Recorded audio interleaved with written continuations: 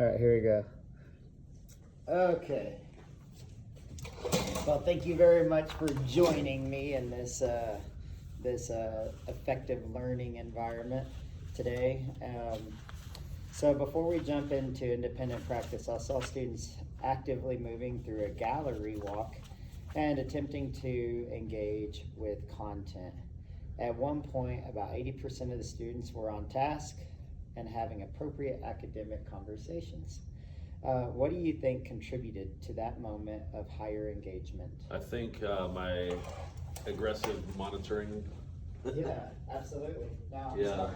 no, you're good. I needed to get a pen to take some notes. I'd forgotten. Yeah, I think just as being intentional with my aggressive monitoring, it's difficult sometimes when you have a small confined space and you're trying to do multiple stations, so having to monitor in the hallway in the classroom, but just being aware of that and just listening and for that off-task behavior. So Perfect.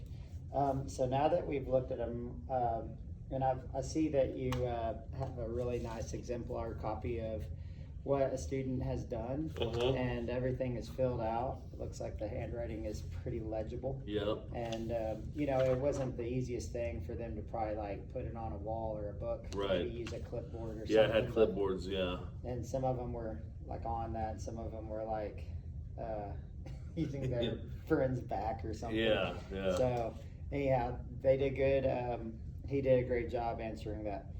So now that we've looked at that moment of success, I want you to focus on maximizing our use of data during independent practice. Specifically, I want you to deep dive into aggressive monitoring. Okay. Think back to the PD.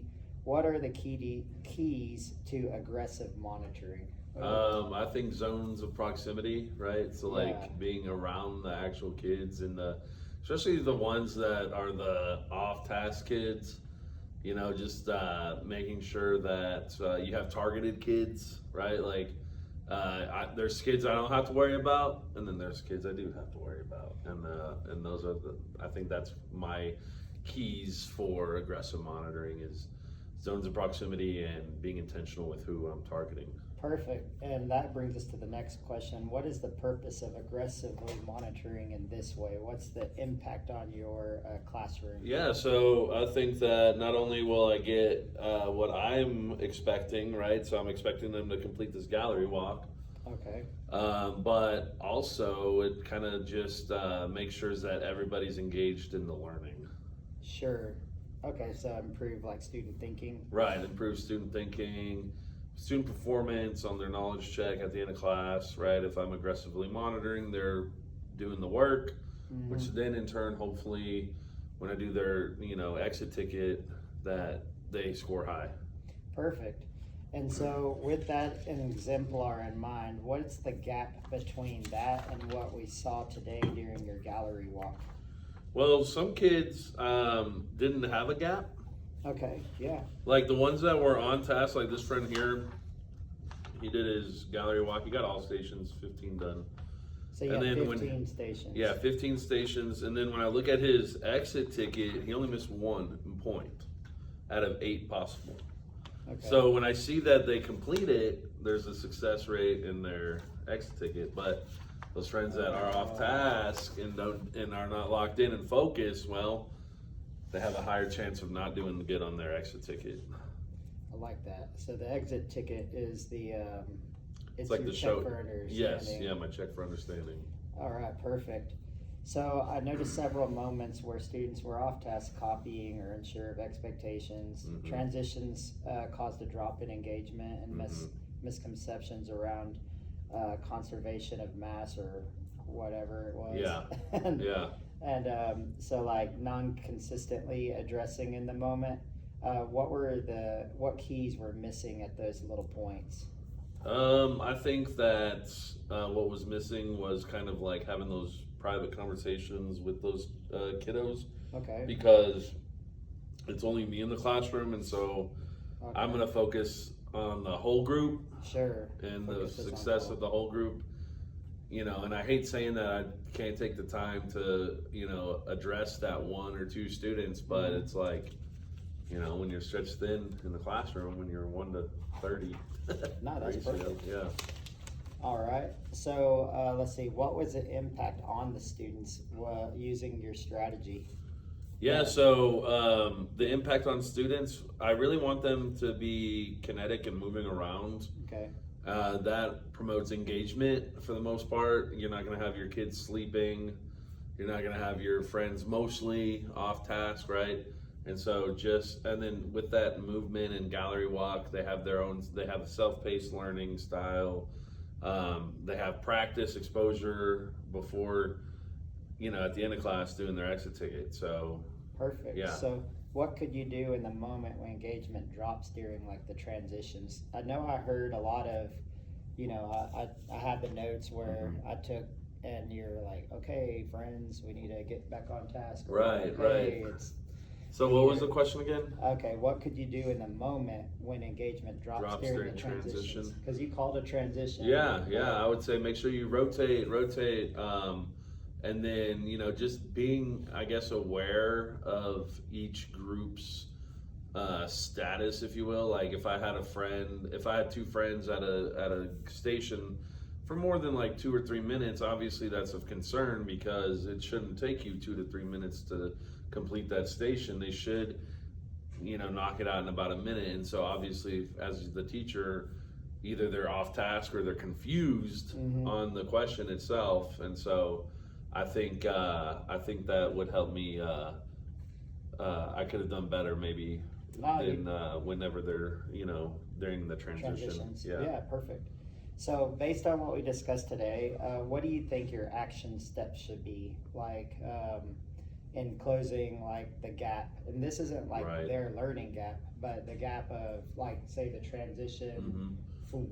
I think maybe if I timed the flow of my whole lesson a little bit better, like maybe I could have shaved some time off the mini lesson that we did before the gallery walk. If I made that part of my lesson shorter, it would have allowed more time for the gallery walk. Kids wouldn't feel so rushed. I wouldn't feel so pressed for time. Yeah, so I think maybe just my flow of my lesson. That sounds great. So your action step today is effectively aggressive monitoring through a procedural and one conceptual lap during the independent practice. So kind of like, let me help to summarize. So naming sort of the lap of how the student does it, marking every paper with like a pin. So sort of like giving them the exemplar and then letting them do like the transition and then actually checking their stations. And then collecting the data, which you were doing like you were doing it through kind of like a distance proximity, gathering your data. Yes. And then following a clear monitoring pathway through the scanning of the hotspots. Because I did hear you actually saying, hey, the hall is available. Right. But then, you know, others were like, why are y'all 4 in a group? Right, exactly, yeah. So, I mean, those are just like examples, but like kind of like now that we've done it, it's like you're loading the pre up. So can you state back to me what your action step might be based on like like what I did was I got this guide, and so what's awesome is I can I marked on it. These are like some best teaching practices. Right. And so what I did was mark out each one. And as you can see, economy of language, you did good. This one is specifically letter B, scan for hotspots. Right. And the other one is, I actually labeled them with, and like mark up the student work. Oh, yeah, that's a good one. So I think I would do that, mark up student work, like, you know, those stations that have difficult questions, like the depth of knowledge is higher. Like maybe I check those because those are the higher thinking questions. If they're mastering and getting those higher thinking questions right, then they probably are getting those easier questions right too. So if you were gonna like start all over with the like the process, what would be your step by step? My step by step. Well, I know specifically on station 13 was my hardest one, right? Okay. I would say 13 and number 5 for my hardest stations, and so I would probably do like a teacher checkpoint Okay. at those stations. You know, regardless of whether it's in the hallway or in the classroom, just you know, step by step, I would have them go to that station. They would read the card, answer the card. I would check for understanding on their paper, on their gallery walk paper, and then you know either they got it or they don't. And if they don't have it, provide that reteach opportunity in that moment. You do it in the moment instead Yeah, of just kind yeah, of. I would do it Okay. in the moment. Yeah, All right. And then you have the reteach. Okay, perfect. yeah. And then, sorry, I'm No, you're jotting good. all the pieces down.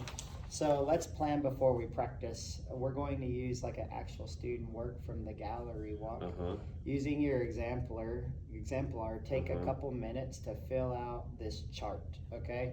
Okay. So like the keys to exemplar, the laps, and the codes, or correct the part versus whole confusion, or whatever the misconception is. So like we're just gonna kind of like check that out real quick, Okay. and just like see your keys to the, and you can use this pen if you got some keys on there if you want to mark it up, or you can just write your keys there, what you think. Yeah. I didn't really give you a copy. Keys of like success or Mhm. okay, yeah. So It's just like keys to success, misconceptions you might see right. while you're doing that, and it may not take anything. Okay. Yes, I know we already kind of.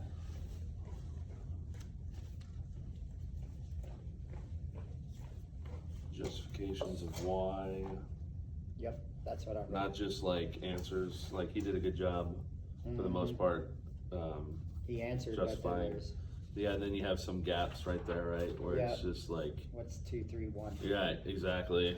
So that could have been. So that would could necessarily be a lap, right? Mm-hmm. Okay. That's on the misconception, possibly.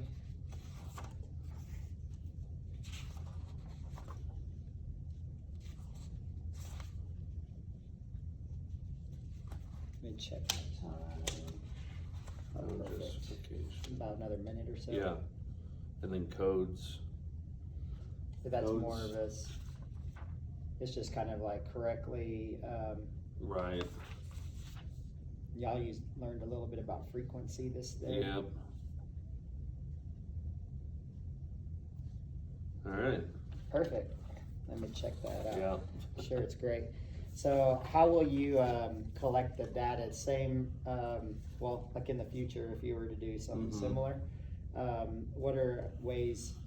I think honestly, check marks. One thing I wish I did better was provide like an answer key for each station at the end of the gallery walk, and then have students check their work. But then at the same time, it's allowing me to collect data of like, okay, number 13 was the most missed out of all the 15 stations. Mm-hmm. And then that opens up an opportunity to reteach. Perfect. So like what prompts will you use? Kind of looking at the whole system as like a part, what? So like a writing prompt, if you will, or Well, like So like, for example, you see that? yeah, How it's like the could- 2, 3, 1. So you can say like, I know that blank because blank, right? Oh, like yes. providing that sentence stem. So if he says it's 2, 3, and 1, well, I as a teacher, if I look at this, I'm like, what is 2, 3, 1? I Yeah. know that it's 2 because 2 has the highest frequency or Mhm. amplitude or Right. whatever that property was. So we could have incorporated the academic vocabulary right there. Yes. Perfect. So let's take it live. I'll be a student and you use your gallery work. Okay. Okay. So basically, what are you going to be looking for? How will you give feedback? And how are you tracking data? All right. Right. So we're going to kind of like role play. Okay. So what will you use to keep your students moving through stations? I'm gonna say, all right, students, I'm gonna have my stopwatch going. You have about a minute and a half at each station. If we don't answer in a minute and a half, we're gonna move on to the next station. But before that, I'm gonna have a private conversation with you. We're off task. Perfect. And so then you have your countdown timer. Uh-huh. Ready, 3, 2, 1, go. Yep. So what? And you gave me great directions. So what exact directions will you give? And I Okay. heard that pretty much from Yeah. how you said it. And so, and then we're gonna rotate, right? And are the stations numbered? Yes, there's cards placed around the room and in the hallway. All right, perfect. All right, so we went through, I think that the way that you did all that is great.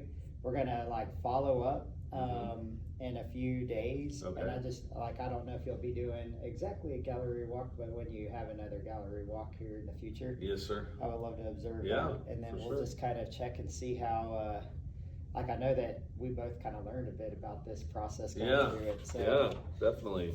well, thank you so much for Yeah, your man. time today, Yes, sir. sir. Okay. That's great, All right. man. I love the awkward handshake.